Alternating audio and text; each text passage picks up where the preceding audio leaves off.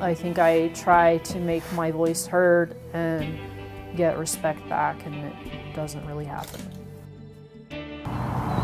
What happened to my government? The people that said, I'm here for you. Why are you there to help me? Why do you hurt me? These are questions I don't have answers to. When they were showing me the door, she said, it's no one's fault but your own. Living in the streets, living in a tent, camping out, it really, it does something to you. It takes away your self-esteem, and what CSS offers is a step up from groveling in the dirt. All my life I was a workaholic, and I started work early, and I never really stopped to smell the roses, and until now.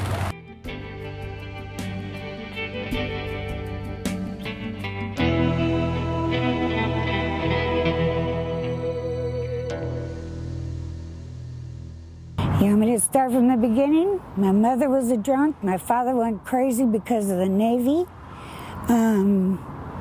My brother's a drunk. And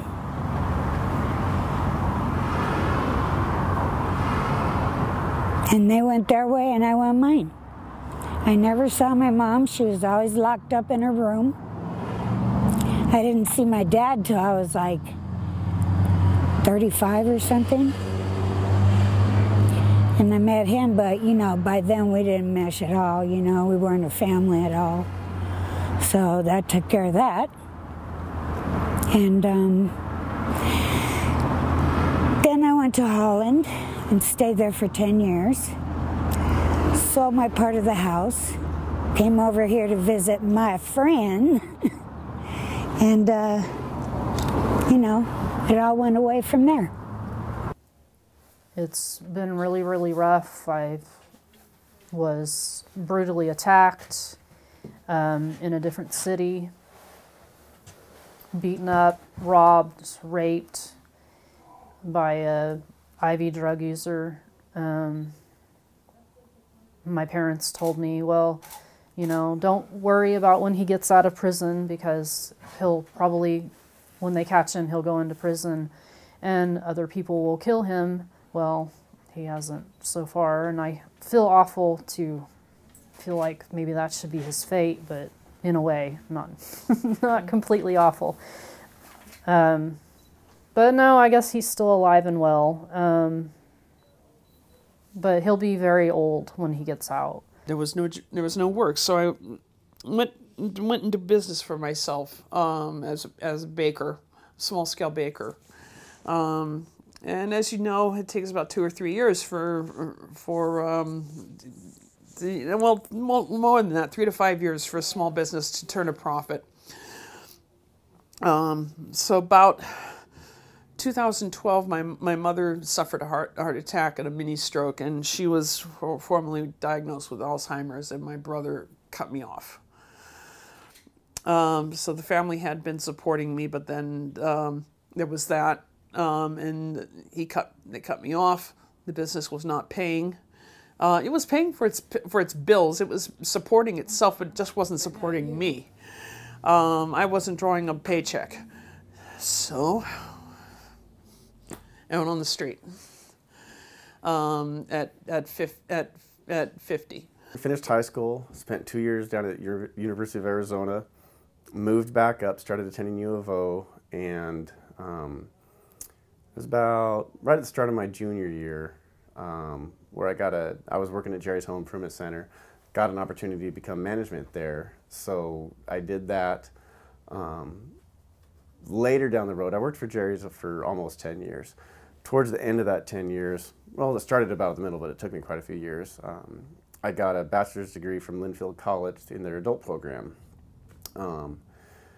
And then for me, it was actually kind of ironic because my now ex-wife wanted me to, because I worked a lot of hours. I was assistant store manager, they called it facilitator, for about 6 years. But I mean, it wasn't uncommon to work 60, 70 hours a week sometimes. So she wanted me to change careers, and so I actually, for a very short time, was a Springfield police officer right after that. But I did finish my degree, so I have a bachelor's in business administration. Other job experiences, territory manager for Jensen, which distributes like hardware goods. And then subsequently after that, during the, I could say subsequent 4 years, did things like kind of related to my experience that I received at Jerry's, who has awesome training. So property management, construction work, stuff like that. But again, now with, you know, the mistakes I made, you know, with the criminal record that wasn't anything bad enough, you know, to ever really get me into trouble, but bad enough to, you know, have a criminal record, not having a valid driver's license.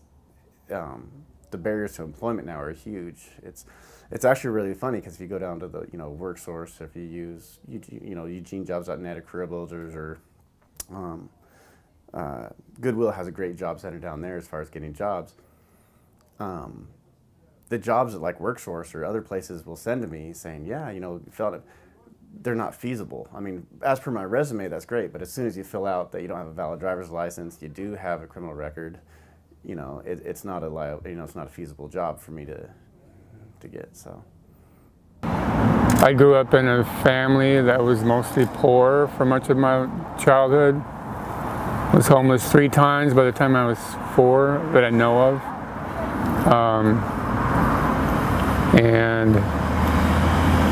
But my parents went through periods of becoming small business owners.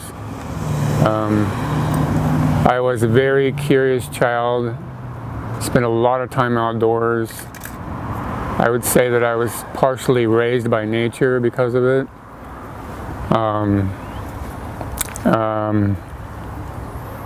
So I did really well in school, went to college. I only stayed for 1 year because I realized that, you know, there was a huge gap between people that I was going to school with and myself and other people I knew going to school.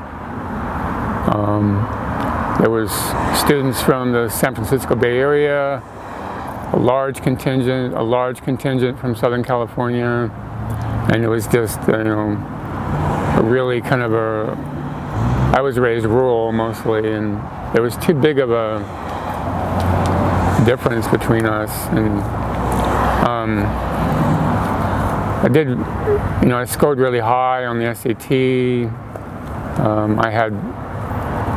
I was very interested in physics, math, astronomy, still am. And I've managed to use what I've learned, you know, as a child and going to college, and a lot of things I've learned since then. I came to Eugene in 1997. I found a wooded area in a park, a natural wooded area. I found a clearing in the middle of a huge field of blackberries. The parks people found me because I found a radio the night before. I was playing it the morning they came through. I went before a judge. People told me it's best to be short and sweet. They don't like to hear people go on and on about why they're breaking the law, regardless of what the law is. So I kept it really short and sweet. They asked me if I had anything to say in my defense, and I said, I sleep. And my chest was going. About 8 years ago, I lost my job at Dairy Mart. Some high-up supervisor decided to come in and just fire me.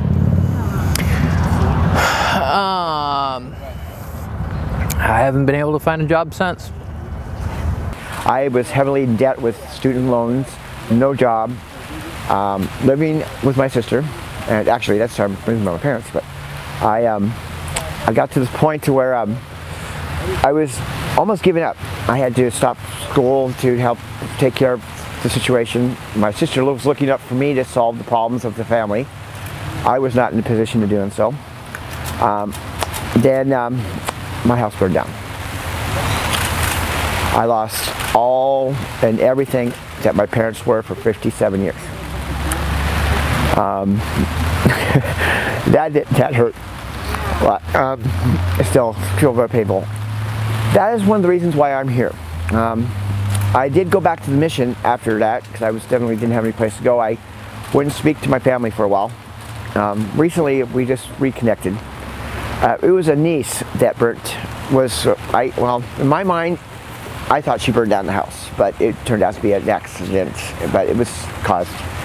But the fact that I lost everything about my parents, my artwork, everything that was me, because I had just moved everything of mine into the house. And I was over at a friend's house visiting, helping him fix their computer, and turned on the news and watched my house being burned down. And not a darn thing I can do about it.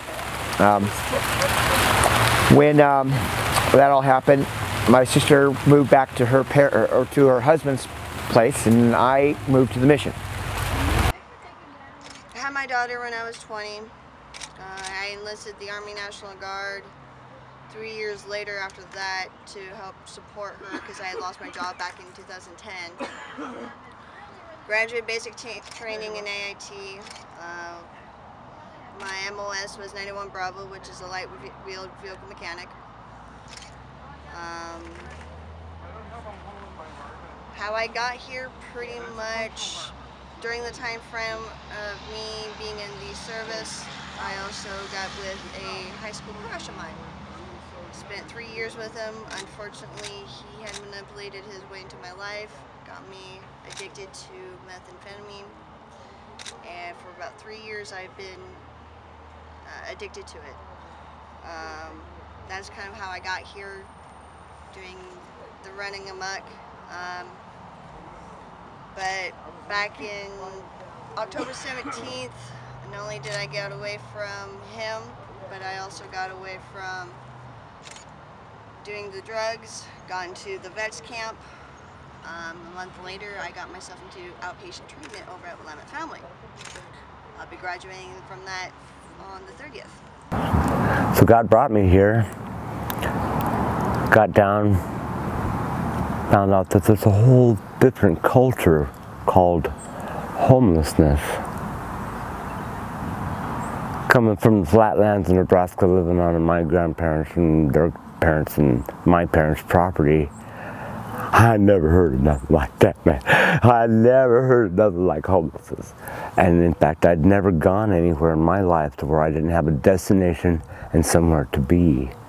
It was the first time in my life I had to give up, I had to sell my property to come to Oregon to get this initial operation on my spine.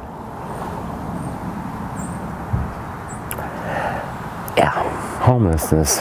That's a whole book in itself, and most people are already reading it. So, I went from a $950 a month apartment with no one helping me with bills or anything. If anything, they were sucking money out of me. And then when the money ran out, well, I got ripped off like 5 times. So every time somebody ripped me off, it set me further back, and I couldn't recover.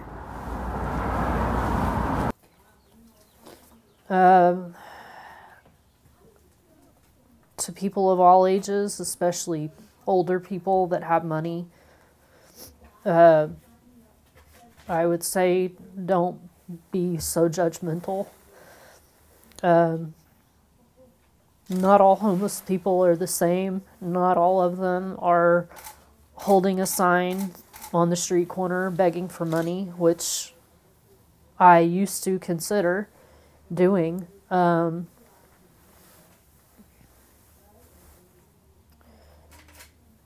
Some probably go from being housed and having a job to being unhoused and having the same job.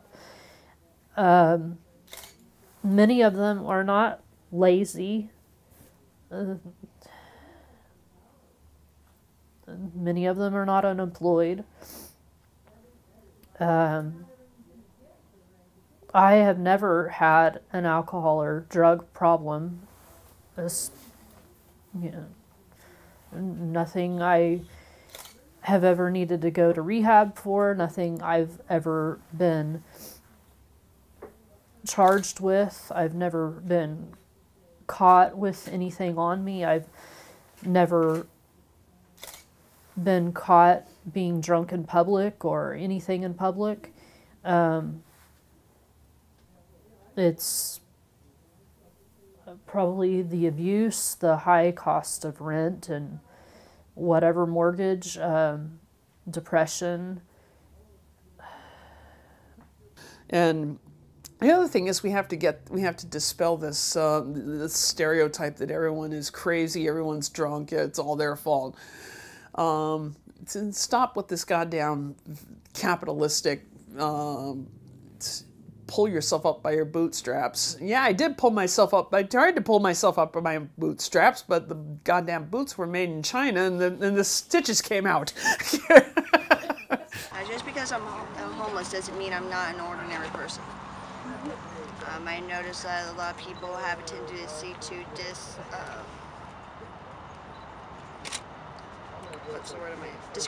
discriminate against homeless.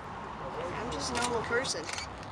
Yeah, I just happen to be living outside and jumping in the puddles more often than they are. Just a little bit missed getting a degree in graphic design. I've also taken AutoCAD, and there's a whole long list of things. I had credit hours when I stopped going to school at Lane. I had close to 300 credit hours. Wow. All logged in. Yeah. So you see, but a lot of that doesn't count, you know. Yeah, I mean, the hard part is working yourself out of homelessness is a long road. That's where I felt very grateful for what OVE has started, because from my experience and from what I've seen from majority of people, the step from, you know, going from homelessness to, you know, having a job, having a place, everything like that is a giant leap. I had, for about 3 months, I had a place where I could stay. It was safe, but by saying stay, it was behind a business, so you had to be up and out of there, you know, 4:30 in the morning. You couldn't show up until late at night. But the belongings and, you know, the sleep at night, although uncomfortable, was safe. But for holding down a job, and I did it for quite a while, one stint for 3 months, another stint for 2 months, it involved, you know, getting up, grabbing your stuff in the backpack, hiding the rest of the other stuff, you know, your sleeping blanket, stuff like that. Going to a public bathroom, you know, with a shaver you got from the Highway 99 station, deodorant you got from the station, you know, throwing stuff in your backpack, going to a public restroom, and using the stainless steel sink to shave, you know, put on deodorant, put on your nicer clothes that hopefully weren't dirty, and show up to work looking presentable. And that's, I mean, that wears you out, because for the standard things, I always thought it was kind of funny for, you know, when you have your house and you have your own place, coming home after work and throwing a load of laundry and cooking dinner and everything like that, you can get that done in an hour or two. I mean, that's including laundry. When you're homeless, and, you know, thank goodness we have places like the Highway 99 station where you can do, you know, can take a shower, can do laundry, you know, get a breakfast, but depending on where you are coming from town, I mean, that could almost be an all-day event, you know, maybe 6 hours. So it's just things like that. And so you can't do that. I mean, you can't have fresh clothes. And when you're sleeping on the streets, I mean, you need to do laundry quite often, or just put up with dirty clothes. So you'd have to dedicate, you know, whole days and then really ration out your clean clothes or your this or that. So a place like this, to get into that first step of getting back into society, as a contributing part of society, you know, something like OVE is extremely important. You know, yes, there's community showers, it's a community kitchen. You have to sign up, and, you know, you don't get to shower just whenever you want or a couple times a day, you know. but to have the ability to have a safe, dry place to stay, and to be able to, if you wake up, take a shower, go to work, I mean, that's huge, and that makes subsequent steps after that attainable, to get back into society. I still have my yurt. Get this, get this. I had shelter. I had a house. I just didn't have any place to put it. So all this time I've been storing my house. How's that for irony? This program means everything to somebody who has nothing and isn't willing to step forward, out of the addiction thing. They won't get to experience it. I just wish more people would, try. I mean, if they could experience this, they would love this. They would love this, but they love getting high more.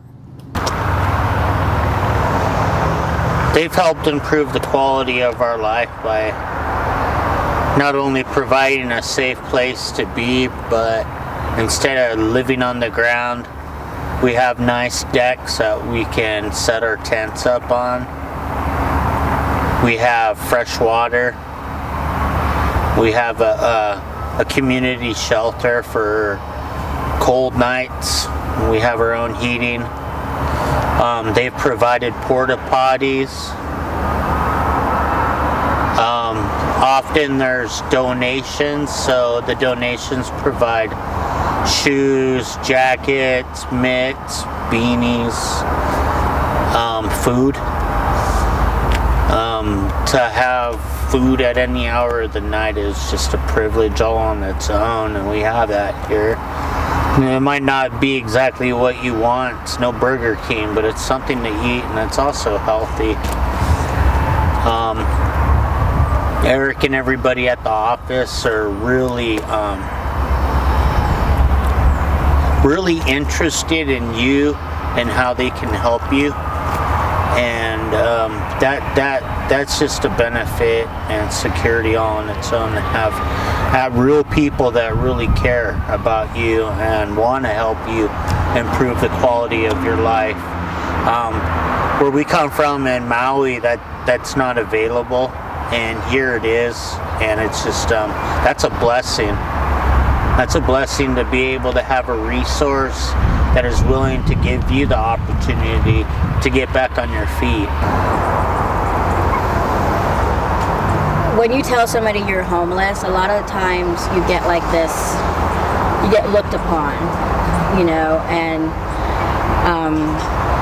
so it does affect your self-esteem. But being in a community here at the Safe Spot, you're free to be who you are, no matter what nationality, or what illnesses, mental illnesses, physical disabilities you have. And that builds up your self-esteem. Being able to talk to people who are in the same position as you and not have to worry about being talked down on, and you build each other up, and that's a wonderful thing. And it's something that I wish could happen to everybody. Totally.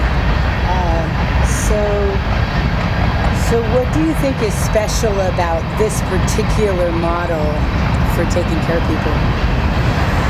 This particular place, it keeps you safe, especially at night when that's the most scariest, because you don't know if you're sleeping, if somebody's going to come up and try and attack you, whether you're in a tent or in a sleeping bag or just in a blanket. Everybody who's here, nobody from the outside is allowed to be in past a certain hour, so you feel safe, and you have the necessities. You have water, you have a bathroom, you have a heating center, and you have people to talk to, and we have like little gardens here that, it's great because that's nature, and nature is always very inspiring, and listen to music, you can just read a book, and it's being able to look up at the stars and not have to worry about being told you need to move, you know, or you know, you can't be here, you know, you're not allowed here, you know, or you're worthless, just move on. You know, it's a wonderful place. It's you know, I pray for so many people to be able to be here, or in an environment like this where they can feel safe and you know, just be secure. That's the most important thing. I think the main thing was that I came from an abusive home. They tell me that I wasn't abused, or at least my mom does, but there was some physical abuse, but especially there was verbal and financial abuse, even when I was 20. So, and because the price of rent and mortgage always seemed so out of reach, even before I graduated high school, I think that I was trying to find somebody to save me and help me to afford things. And I'm not going to say that it could have been anybody, but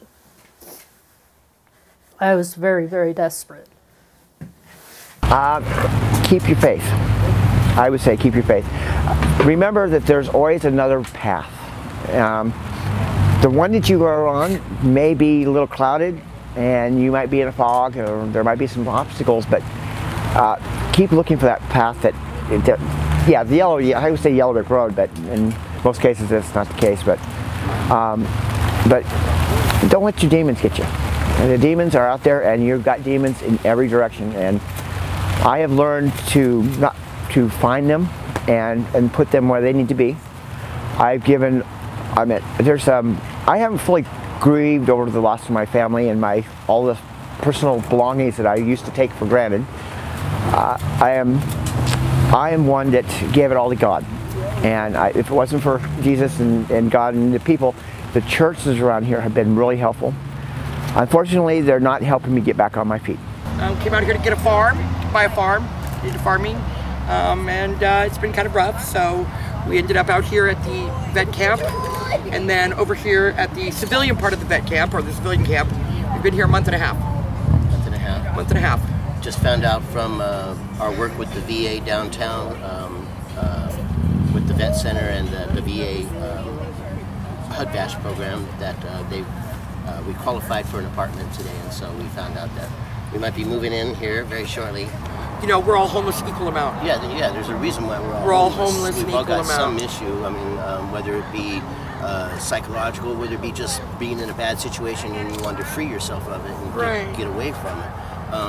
This is a fresh start like Laura says, for us, our goal was to come out here and start a farm, and that's still our goal. And yeah, we feel like we're headed that way. We're moving that direction and steadily, and today sort of marks one of those little checkpoints to get out. And we're going to go back to school. We're planning on going to school to be farmers. In the fall, there's a great program up at Lynn Benton College on profitable small farming.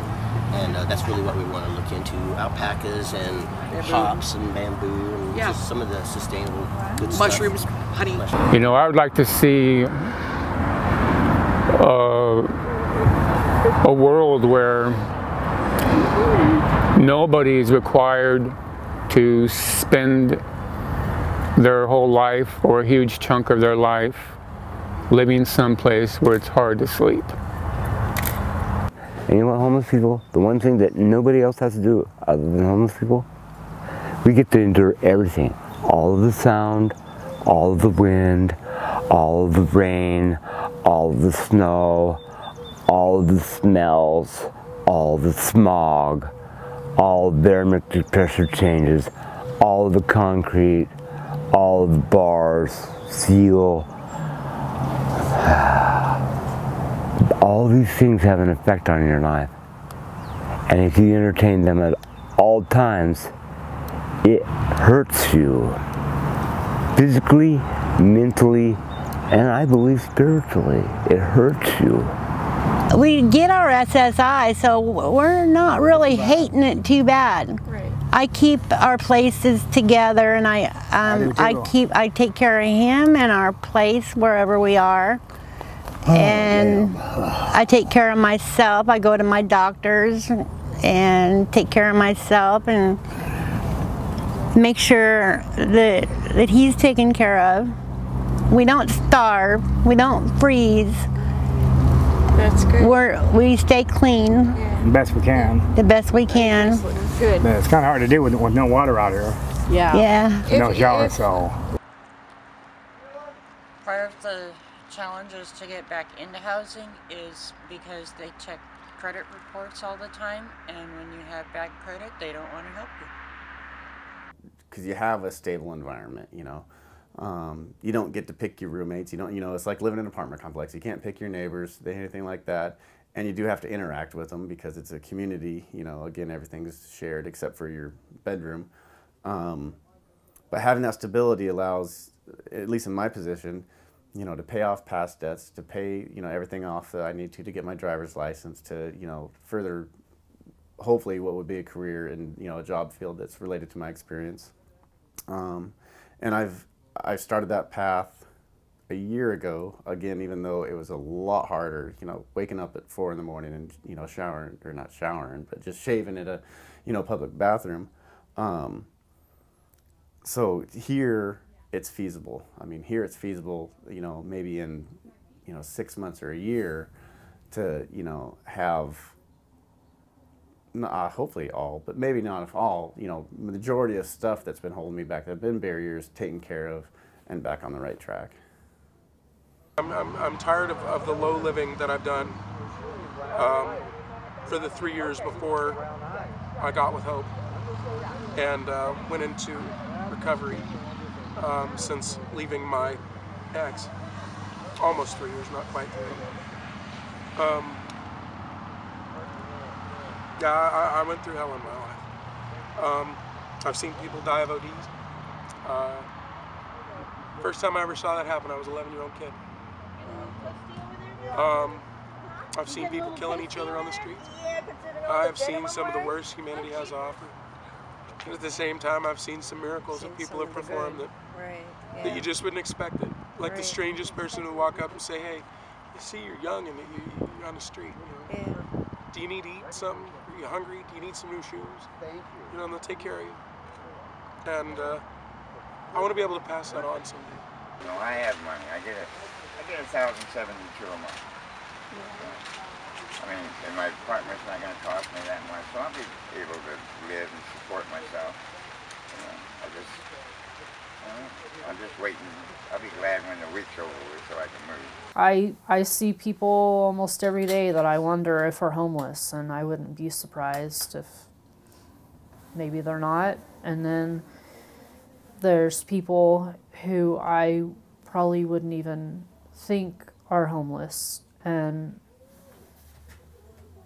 there's one couple that lives here. They fit that category. They're the woman is around my age, the guy is older, but when she works her gate shifts, usually she works early in the morning, like 8 a.m. or so, until early afternoon, and people will come in for tours and stuff, and the question they always ask her is, you don't live here, do you? Because she does not look like the homeless type. She doesn't act like the stereotypical. So I guess in the beginning my role was kind of, I did a lot of research. I lived in a camp for a month and I visited about a dozen other places, so I had a lot of existing knowledge of what other places were doing in other cities. So in conversation with other folks in town that were trying to do similar things, you know, I kind of helped bring some of the best practices that we could learn from and ultimately create a model that learns from existing examples and moves this type of project a step forward. We've had 72 folks that have stayed here so far for various lengths of time. We have 34 people here now. We've had 23 folks transition out to a better situation, moving in with family or friends or their own apartment. And then we've had, I think, 12 people that have been evicted for rules violations. So I think both of those kind of show the emergence of a self-governed community. It shows that we are enforcing our rules. We are asking folks that don't follow those very basic rules to leave. And you know, the success stories show that, you know, putting people in a similar situation and allowing them to support each other and improve their situation is also working as well. We have a community agreement that everyone must sign. When there's an infraction on that community agreement, there's a village council that basically delegates disciplinary action for breaking that community agreement, which can range from a written warning to 48 hours out to an eviction. And ultimately, the village council's decision can be appealed to the village meeting in general, so it really creates that horizontal organization. And, you know, at first, that's something we added in the middle because the village council was kind of being demonized, like, oh, they have all this authority. And we basically said, well, if you don't like the council's decision, you can appeal it to the village as a whole. And so basically, every decision that's made here can be brought to the village meeting. And so ultimately, everybody has an equal voice. People support each other here. You know, I see it every time I'm here, and it just kind of looks a little different than you would suspect. It's a little messy sometimes, and there's conflict, but ultimately, you know, I think they're doing a great job and working together to make this place better. You know, you can see it every time you come back here. You know, the place looks a little bit nicer, and there's a new add-on to the kitchen or a new couch in the yard or something. And so people are just kind of making it their own, and I think it's been going for the better. Each individual has a common interest in seeing this place succeed, and you know, that's what makes this place run, is because, you know, while folks aren't financially invested in this place, they're, you know, maybe even more importantly, personally invested, because people know that if, you know, we slip up and don't follow through with our agreement with the city, that this place could be shut down at any given moment. And so, you know, while I can see it's hard for folks to vote someone out, you know, it becomes about the greater good of the village as a whole. And if somebody is kind of bringing that down, they have to make the decision to, you know, maybe vote that person out and move on.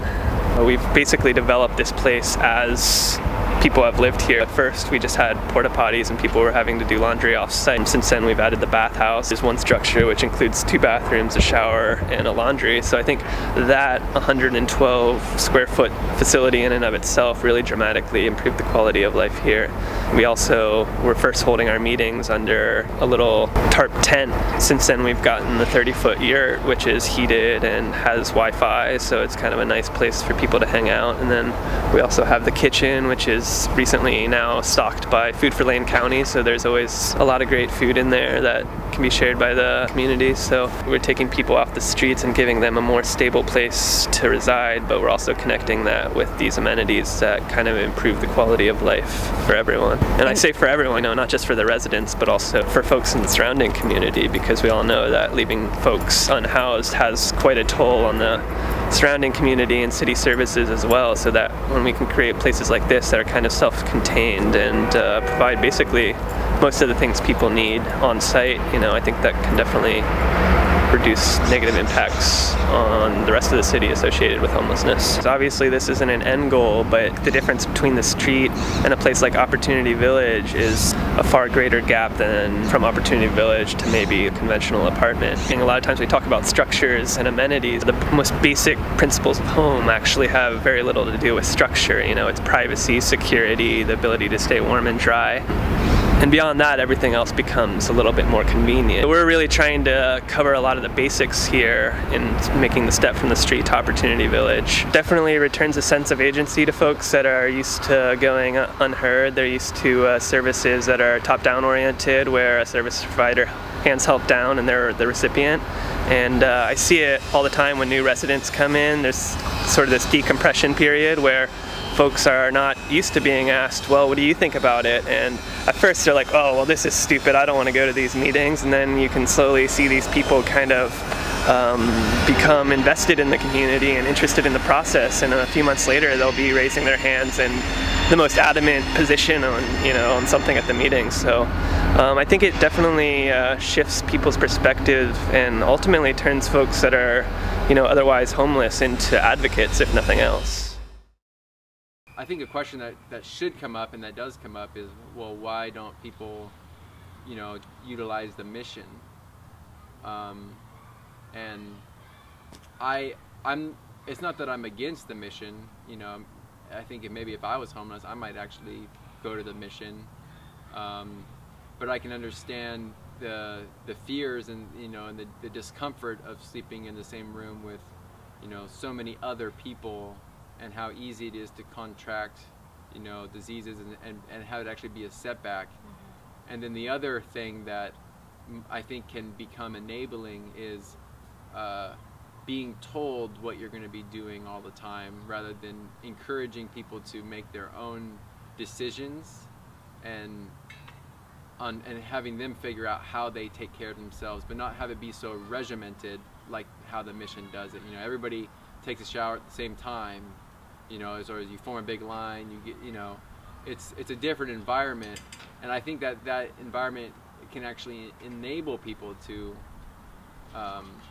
not get off the streets. And I've actually heard that from supporters of the mission, that, you know, that sometimes people, they say, well, why should I go anywhere else when all my needs are kind of taken care of and I don't even have to think about it here?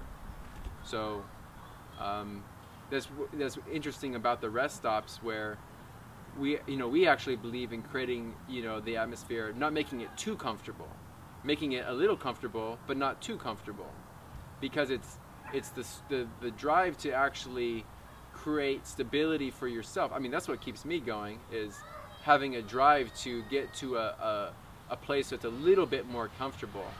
But if you're already comfortable, why go anywhere? We try to inspire purpose and new insights for people through the work parties that are mandatory for our camps. They're bi-weekly work parties in city parks, where we're cleaning up, we're helping a space be more beautiful, and the people that are in the camps that are doing them, they're having a different experience for themselves as being homeless, where people in the community are going by and they're saying thank you. People in the community are saying thank you to these people that are working in the camps. They're not getting the regular reflection of go get a job, you bum. You know, they're having a different experience in life, which can also lead to different internal insights, which is what our hope is, that they sort of crave that kind of feedback of gratitude for being a person here. And at some point we'd like to be able to have contracts where the people in the camps can be making a little bit of money while they're doing that work. We're not social workers. I feel a little self-conscious if I bring a clipboard, but I do bring a clipboard, and I take notes and I ask people what their goals are.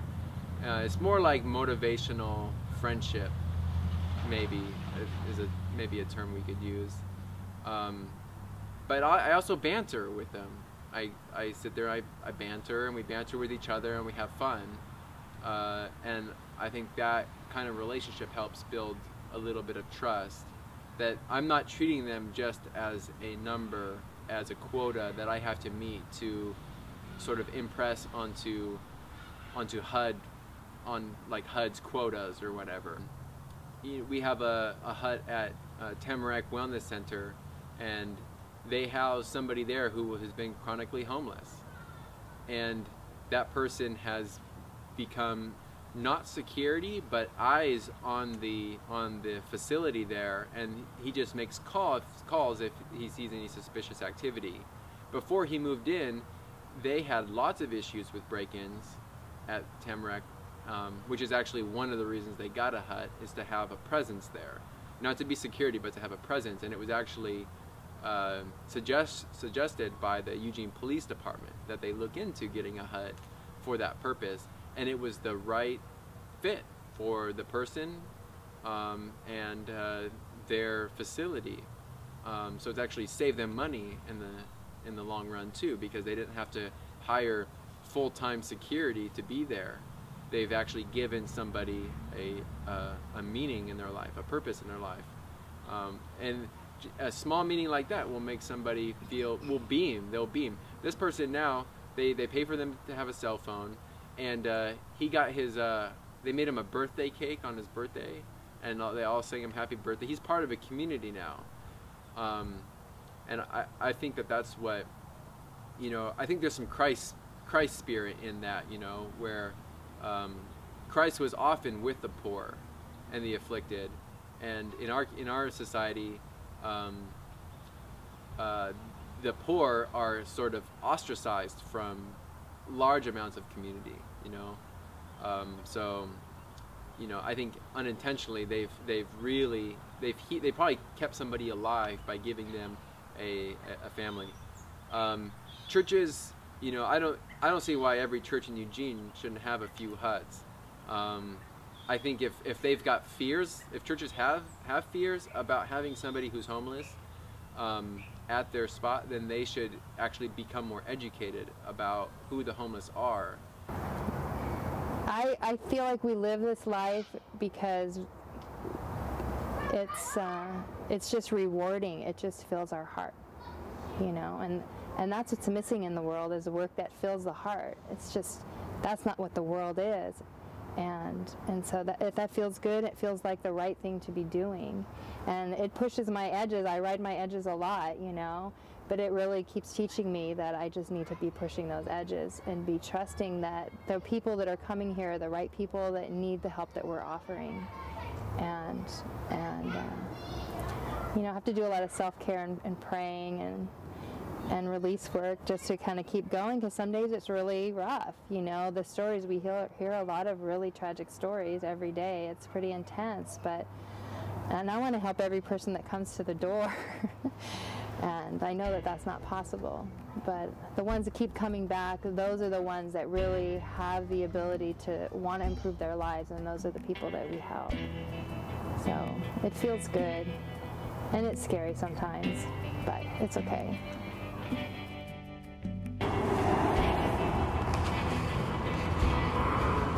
Really?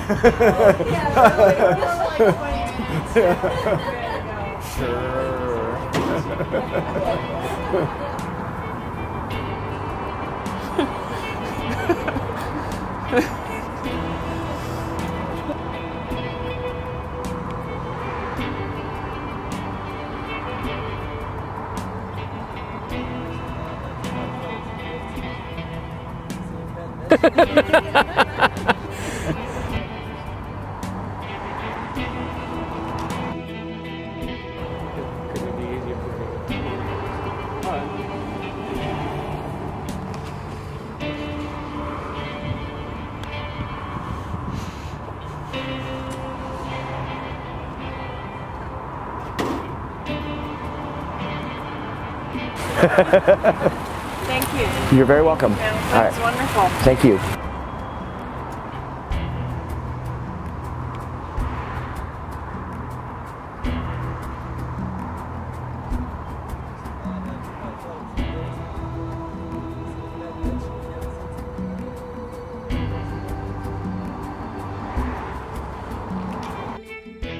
I've got one more question for you.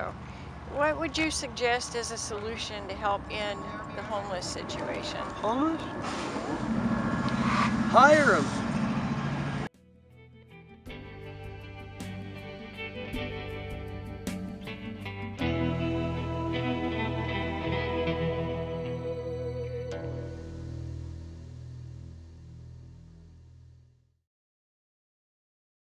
So did I tell you my name? No. I'm Paula. Paula, nice to meet you. So nice to meet you. And what's your name? I'm Jana. Jana, okay. I'm Dave. Dave? Rick. Day. Day, okay. Rick? And I'm Carrie. Carrie? And I'm Okay. Dave. Okay, David. Day and Dave. Nice to meet you.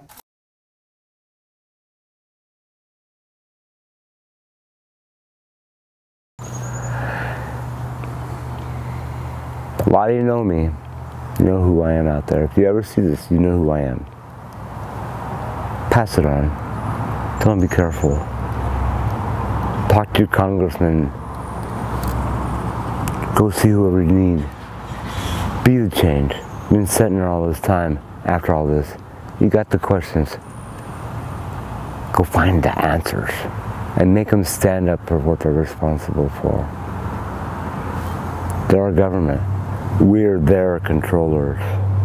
They are responsible to us.